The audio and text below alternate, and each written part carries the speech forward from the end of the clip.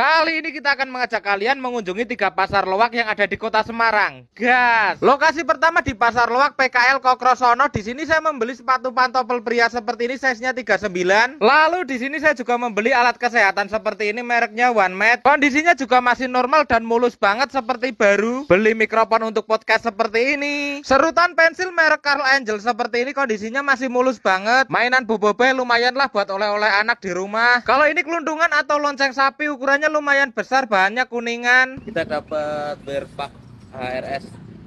Nanti buat naik Jupiter MX, tapi ini kayaknya nggak dijual, buat di rumah aja lah. Buat kita pasang di rumah, Mas. Terima kasih bolaku. Balon apa balap nih?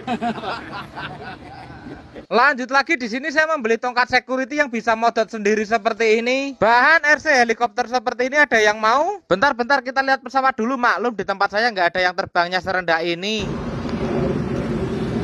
Nah, Pasar Loak PKL Kokrosono ini letaknya di Kota Semarang, tepatnya di Jalan Kokrosono, pinggiran banjir Kanal Barat. Kalau pasaran ramainya biasanya di hari Minggu pagi. Jam 6 atau jam 7 pedagang biasanya sudah mulai menggelar dagangannya. Beberapa di antaranya juga pedagang yang kalau hari Jumat jualan di Pasar Loak Kuripan Pekalongan. Setelah dari Kokrosono kita akan menuju ke lokasi yang kedua, melewati gedung-gedung tinggi kayak gini yang di tempat saya nggak ada.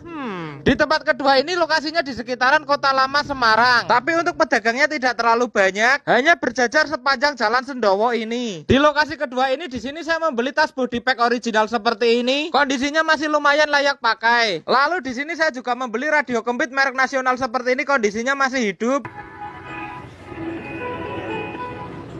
Wah, ini di sini saya juga membeli 2 buah setelan jas dan celana jadul seperti ini. Kondisinya masih bagus banget seperti baru. Dan ini asli bekas jahitan dari Singapura. Wih, bekas orang kaya nih. Sama seperti di Pasar Loak Kokrosono, Pasar Loak Sendowo ini juga ramainya di hari Minggu. Nah, ini dia yang jaga kawasan parkir di Kota Lama, tepatnya di Jalan Sendowo ya, di sini. Untuk pasarnya dari sini itu sampai sana untuk yang jualan pasar loaknya di daerah Kota Lama. Jalannya Sendowo ya, Mas ya. Wih, kok ganteng-ganteng kabeh, Mas. Kita aku parkir gratis ngono iki, ganteng-ganteng kabeh ngene iki. Mas, sarapan opo, Mas? Berat. Oke. Habis dari Sendowo ini kita mau ke Pasar Waru. Jadi kita jalan-jalan dulu, muter terus ke Pasar Waru. Oke, Mas, terima kasih. Wih, bujang kabeh iki, Mas.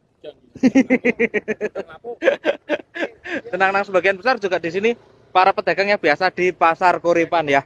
Nah, ini yang punya dagangan Pak Openg ini, buku-buku Pak. Ini biasanya di Pasar Loak Kuripan juga, sama di Gedung Wuni. Ya, kalau sebelah situ kok agak surem, kita kesini aja. Nah, kesini aja tuh yang ada ceweknya. Oh, pedagangnya peteng-peteng. Oke. Kita lanjut ke itu dulu. Habis muter-muter sini kita ke Pasar Waru. Lokasi ketiga kita akan menuju ke Pasar Loak Pasar Waru, tepatnya di daerah Kaligawe, Kecamatan Gayamsari, Kota Semarang. Untuk Pasar Loaknya sendiri berada di belakang persis Pasar Waru ini. Jadi kalian bisa mengikuti arah petunjuk map menuju ke Pasar Waru baru. Di Pasar Loak Waru ini pertama saya membeli shortcut merek Taeyun seperti ini. Kondisinya masih seperti baru, komplit dengan dus, buku petunjuk dan kabelnya. Lalu di sini saya juga membeli Walkman Sony TCM seperti ini. Masih mulus banget tapi sayang kondisinya mati. Untuk Pasar Loak Pasar Waru ini sama seperti yang lain, ramainya juga di hari Minggu, tetapi di hari biasa juga tetap ada yang jualan. Dan Pasar Waru ini lokasinya luas banget karena banyak banget pedagang yang emperan maupun kios-kios yang berjualan di sini. Baru jalan muter 1 putaran aja sudah capek banget. Dan untuk kali ini saya memang nggak belanja banyak karena saya ke Semarang naik motor. Karena rencananya cuma jalan-jalan aja nyenengin istri yang katanya pengen lihat gedung-gedung tinggi sama lihat pesawat yang terbangnya rendah. Maklumlah di daerah saya kan nggak ada. Kalau nggak dituruti takutnya nanti ngereok dan jadi siluman bergedel lagi. Perjalanan dari rumah saya menuju Semarang dengan beat yang lampu indikatornya kedip-kedip seperti ini sekitar 1,5 jam. Jadi saya tadi berangkat dari rumah setelah subuh supaya sampai Semarang masih bisa dapat barang-barang bagus. Nah, itu dia 3 lokasi yang saya rekomendasikan jika kalian ingin hunting barang-barang bekas di Kota Semarang. Setelah ini menurut kalian tempat mana lagi yang harus saya kunjungi? Tulis di kolom komentar ya.